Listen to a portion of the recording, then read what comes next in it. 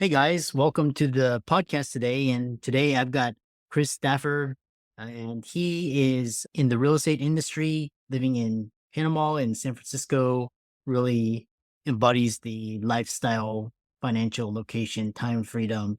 He's got an accounting degree and CPA, and he's the founder of the Agent Unleashed, which we'll talk about during the episode. And I'm really happy to have him on the show. Chris, welcome. Thank you so much. I'm looking forward to it, Chris. Yeah. So start off by introducing yourself and we'll dive right into the conversation.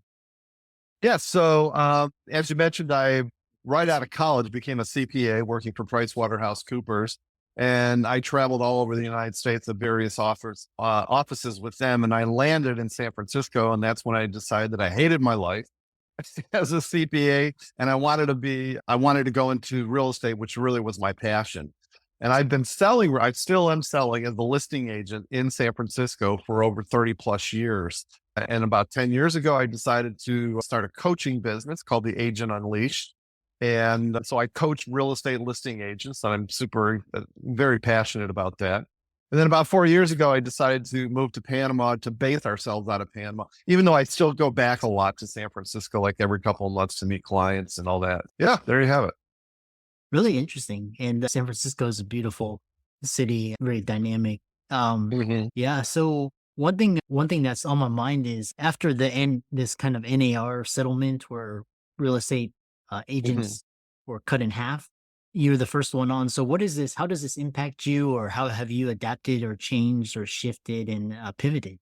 The truth is, I haven't really changed at all. The bottom line is as real estate agents, commissions have always been negotiable. All right. Number one, I'm a listing agent. I really don't work with buyers. All the more reason I think this settlement makes it all the more important to be more of a listing agent than a buyer's agent, because it can be a little bit more difficult as a buyer's agent.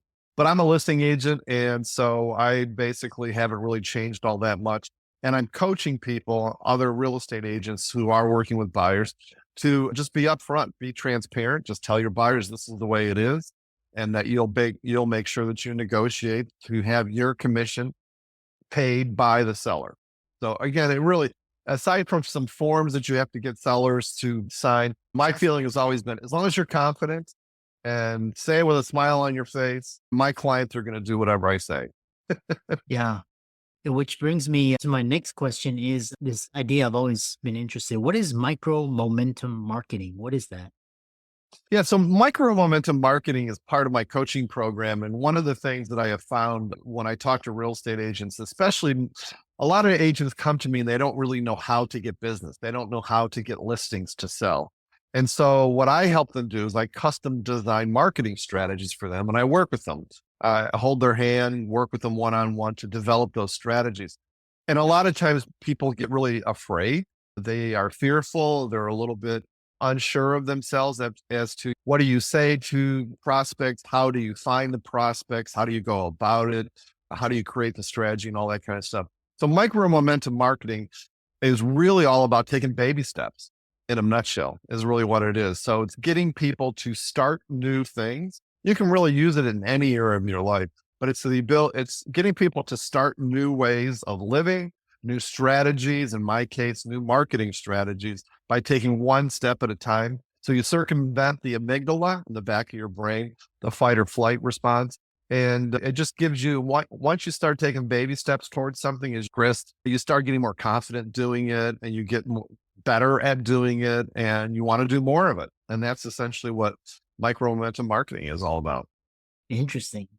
That's yeah, and I love this idea and someone that's always innovating. The other question I have for you is in this year has been really tough for real estate. How has that affected you? How kind of interest rates, and also does a potential change in administration affect you, or how will you position yourself for success in 2025?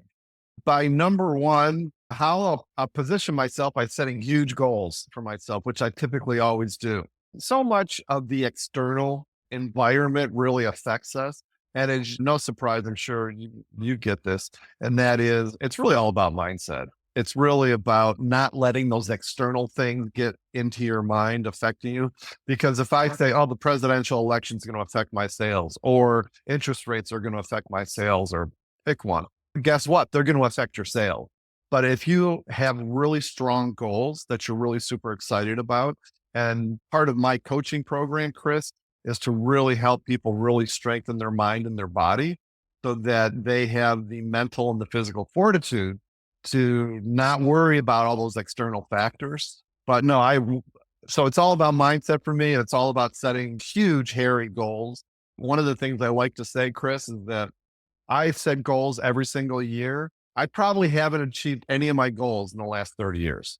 All right. But I keep increasing at a failing rate, if that makes sense. I love that. Because I need to get excited about my goals. If somebody says they're making $50,000 selling real estate and they want to make $100,000, that's great. But to me, that's not very exciting. And so let's bump up the number and make it a more exciting goal and figure out how we're going to work backwards from there. Yeah. And I love this idea of audacious, big setting goals. And Yes.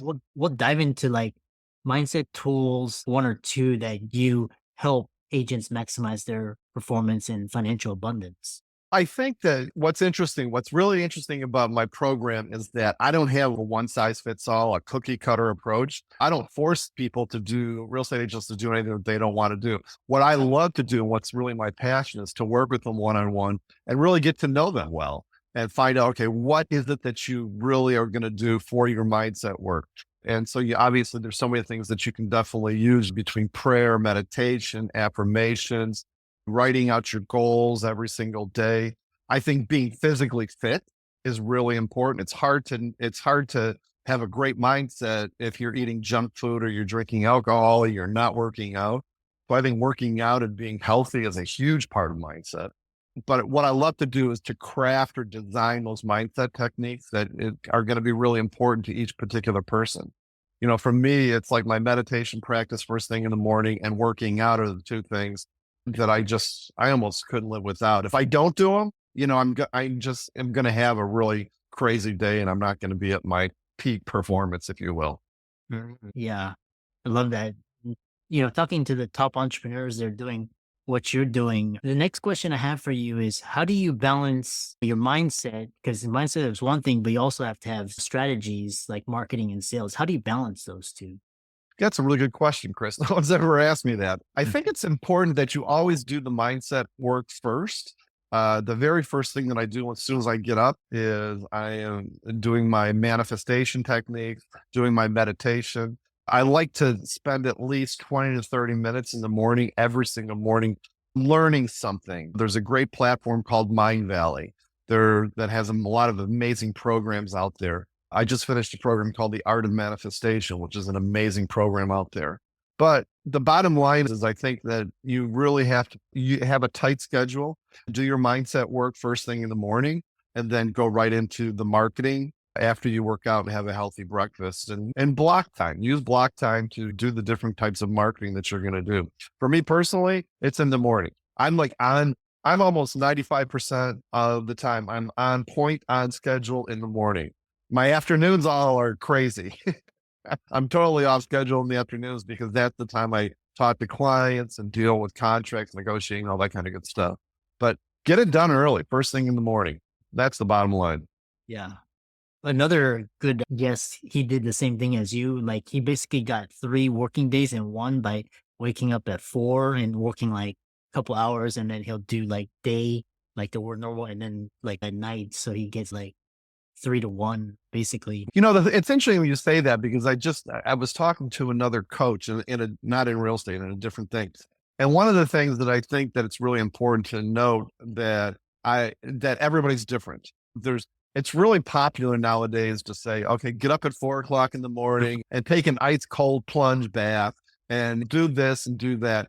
I know for a fact from personal experience that if you're not a morning person, I'm dealing with a real estate agent right now on the East Coast and struggling with his getting up on time, getting up early and all that kind of stuff. If I told him to if I told him to get up at 4 and get in an ice plunge bath, he probably told me to what?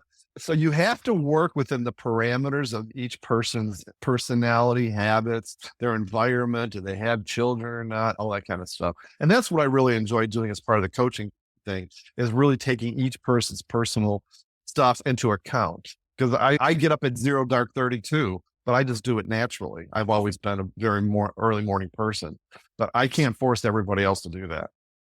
For I've always been fascinated with agents like real estate. It's like I admire their hustle and their drive and their work ethic, and it's always Mhm. selling.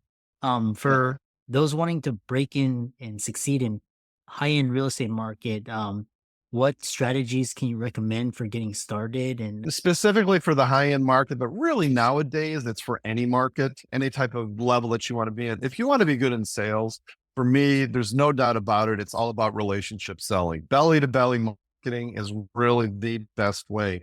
As Chris, people are going to do business with you based on whether they know and trust you. And I think that being the hardcore sales, trying to close people and using hardcore sales tactics, that's so 1980s, some 1990s. Nowadays, I think it's really super important to really cultivate your relationships with clients, even before they start. And here's the biggest thing I'll tell you is I have a listing technique that I usually get sellers to sign a listing agreement within 30 minutes because I give them a lot of information up front before I even meet with them.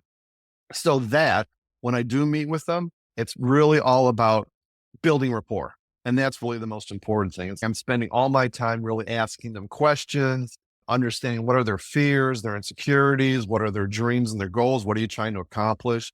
And I think it's vitally important. I think that you really try to build that rapport because I like to quote Maya Angelou, and I'm going to paraphrase this, but basically people, sellers especially, they don't care if you're wearing a $5,000 suit or driving your Mercedes Benz or say, I'm number one, I'm number one. They don't care about that. The bottom line is they're going to care about how you made them feel. And the more questions you can ask them, the more rapport you can build with them. That's what's really important. yeah, what I know because you help clients, just brief general overview, big mistakes listing agents make and how they can avoid pitfalls. Not building rapport, number one. That's, I think the biggest thing is not building rapport. I think the other thing is lack of consistency. The biggest thing that I'm trying to do with my coaching program, I have a real strong accountability program where I hold them accountable to what they say they're going to do. I would say that the biggest thing is in any sales, in anything you're trying to accomplish, if you're not consistent about going to the gym, you're not going to hit any of your targets or any of your goals. If you're not doing the marketing that you say that you're going to be doing every day, then you're going to get inconsistent results. The biggest problem a lot of real estate agents do nowadays, especially listing agents, is they fill their listing pipeline with all these sellers. They bring these houses to market, and then they get so busy that they don't do any marketing. And then they sell the houses, and then they are like dead in the water. They don't have any other houses to sell, and they're just wondering, okay, why don't I have any other business? So I think the consistency is really the most important thing, Chris. Yeah.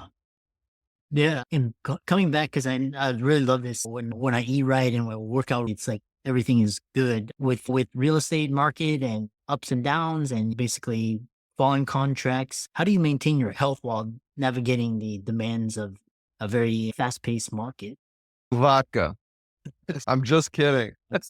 I'm just kidding. No, I think one of the things that's really super important is I would say to try to be as healthy as possible. I work out every single day.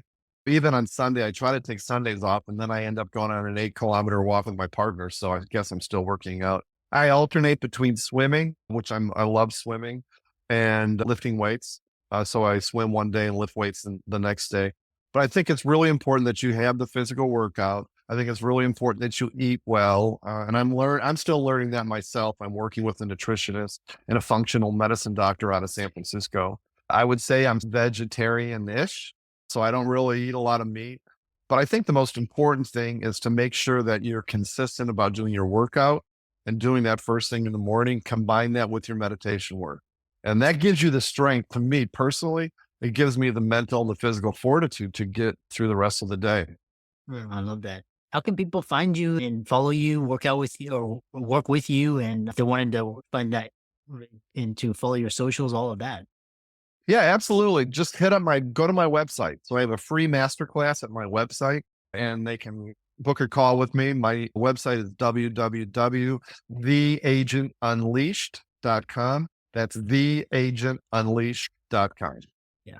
I really enjoyed this conversation, especially around the areas of mindset, fitness, wellness, nutrition, and how it corresponds to gains in your career. And thanks so much for coming on and for a great discussion.